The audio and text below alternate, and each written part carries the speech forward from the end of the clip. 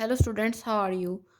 Students, as you know that we are discussing about chain rule for function of two independent variables for three independent variables. Now in today's lecture we will discuss about chain rule for two independent and three intermediate variables, or you can say for the functions defined on surfaces. Okay, now here students we have a theorem. Let me write it first and then I will explain that how we can use the chain rule when we come across two independent variables and three intermediate variables. Okay, now students, the theorem says that suppose that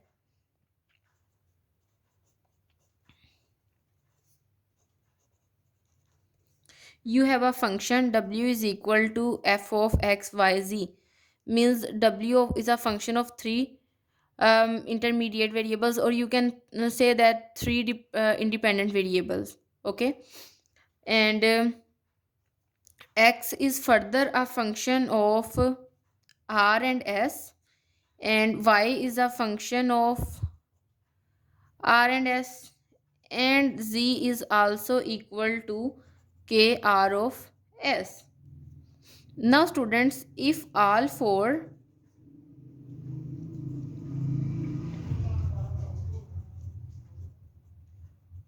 functions are differentiable,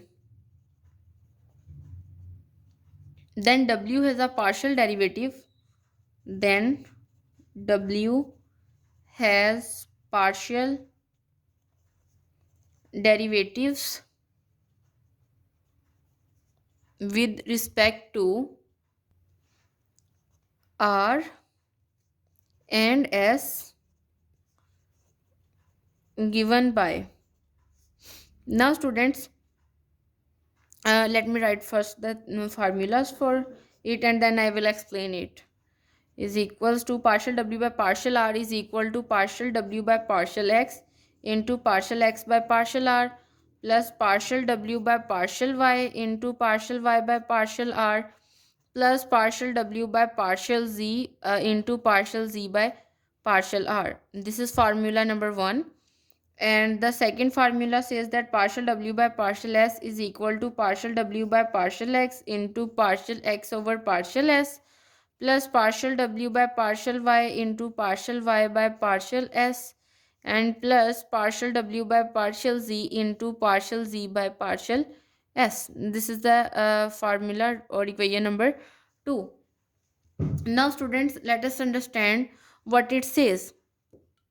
It says that suppose you have this function w is equal to f of x y z, and further x y and z are defined as this, means x is a function of two variables, y is a function of two variables, and z is also a function of two variables. Now students, it says that if you have all four functions are differentiable, means if your w x y and z are differentiable, you know that what are the condition of differentiability, that the derivative of all these functions are defined or exist at that particular or within a domain, then w has a partial derivative with respect to r and s.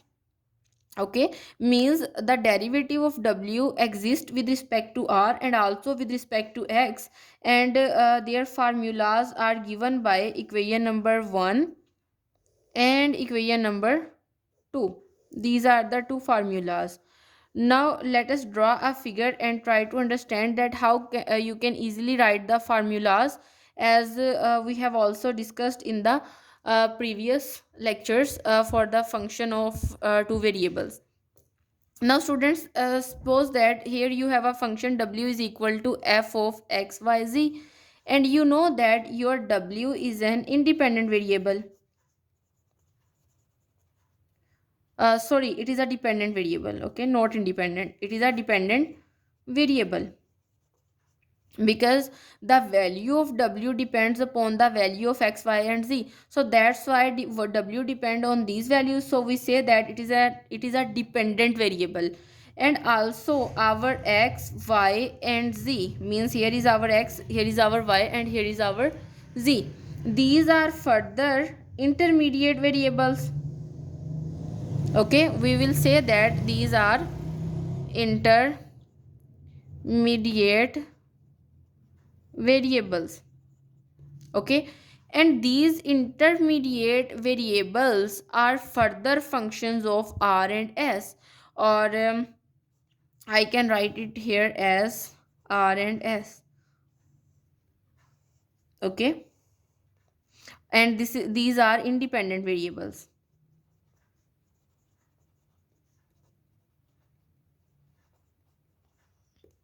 Okay, students. Now, students, if I further write it and elaborate it with respect to R, means you know that our formulas are written with respect to R and also with respect to S. So first of all, I will take this independent variable R, and then I will take S and try to evaluate how we can easily find out these formulas. Like when I deal with respect to R, suppose here we have a function w is equal to f of x y z. Okay, now students, as you know that x, y and z are intermediate variables, so I will write it as this one.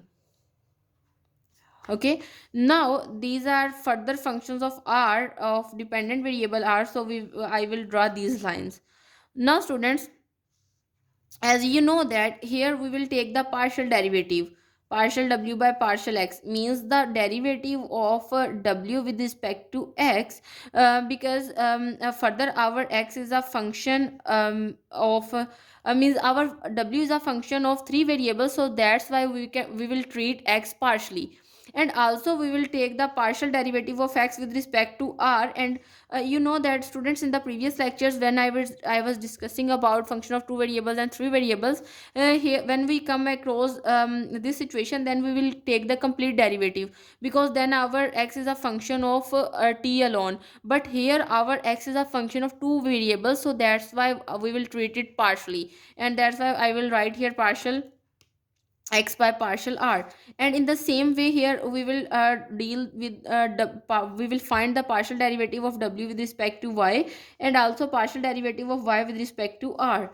And in the similar way, partial derivative of w with respect to z, and partial z by partial R. Okay, now students, if you want to write down the first formula, then as you can easily see that we are asked to find the partial derivative of w with respect to R. So it would become equals to, first of all, you need to go along this side. First of all, you need to write this value as I have written down here, and then multiply it with this value. Okay, then add the plus sign and go along this way. And first of all, you have written down partial w by partial y into partial y by partial R, and in the similar way you add a positive sign, and then you will go along this way. Basically in this way you can easily recall or memorize these formulas. Okay, now students, let us look at this particular example and try to understand that what how we can use this chain rule.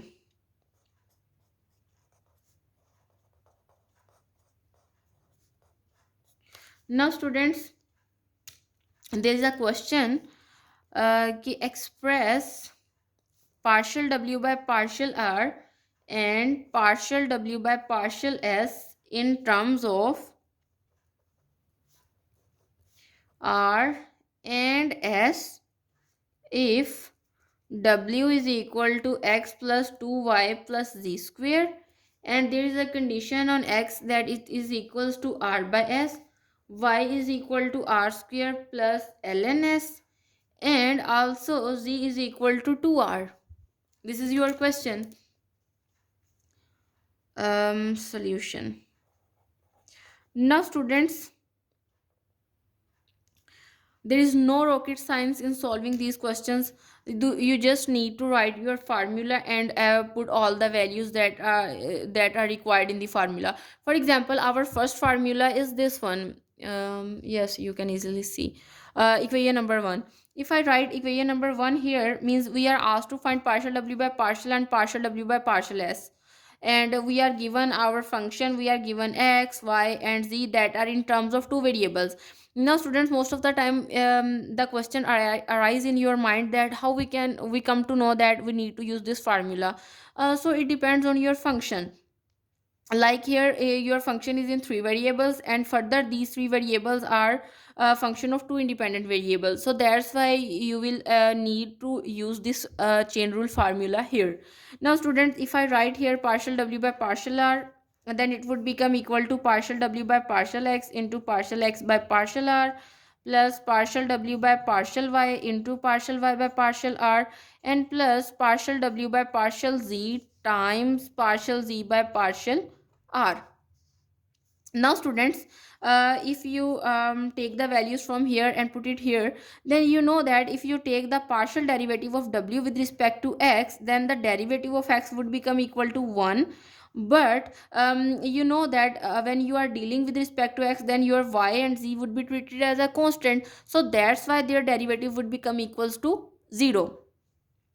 Okay, and if you find partial derivative of x with respect to r, then you know the partial derivative of r is equals to 1, but s would be treated as a constant, so you will write here 1 by s. Okay, now in the similar way, if you find partial derivative w by partial y from here, then you know that x and z would be treated as a constant and its derivative would become equals to 2. And in the similar way, if you find the partial derivative of y with respect to r, then here you can use the power rule, means power in the start, one less in the power, but l and s would be treated as a constant when you are dealing with respect to r, so it would become equals to 0. Okay, and in the similar way, partial w by partial z, if you use here power rule, then you will get 2z into partial z by partial r would become equals to 2. Now students, if you simplify it further, then it would become equals to 1 by s plus 4r plus 4z. Now students, as you know that our we need our answer in the terms of r and s, not in the terms of z, so you can substitute the value of r, means putting value of z here, we will get what we will get.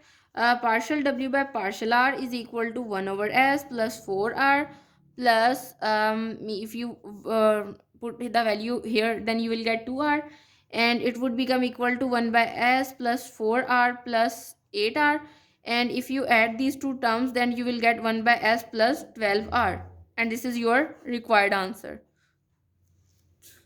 Okay students, in this way you can find out partial w by partial r. Now we are asked to find partial w by partial x too, so that's why we will use the second formula. And if I write here, then it is equal to partial w by partial s is equal to partial w by partial x into partial x by partial s plus partial w by partial y into partial y over partial s plus partial w by partial z times partial z by partial s. This is our formula. And as you know that, let me write here the again values again. As you know that, basically this is my extra work. Okay, our function is equals to, yes, x plus 2y plus z square, x plus 2y plus z square. Our x is equals to r by s. Our y is equal to r square plus ln s, yes, and z is equal to 2r. Now students, if you again use these values in this formula, then you will get partial w by partial x, and partial w by partial x would become equals to 1. Here you will evaluate the formula like partial x by partial s, then it would become equals to minus r over s square plus partial w by partial y is equals to 2 and 1 over s plus 2z times 0, because you know that our z is a function of r alone, so it would be treated as a constant when we are taking its partial derivative with respect to x, so that's why I have substitute here 0. Now students, if you simplify it further, then you will get minus r by s square plus 2 by s. And student, this is your required answer. Basically this is my rough work just to show the question, because I have just written down the question here, so it is difficult for me to turn the page again and again to show the question. Okay, students. Now, in today's lecture, we have discussed about the chain rule for two independent and three intermediate variables, or you can simply say that for the functions defined on surfaces. And we have discussed a theorem, and also we have discussed a particular example related to it. Now, student, this is all about today's lecture. See you next time. Thank you so much.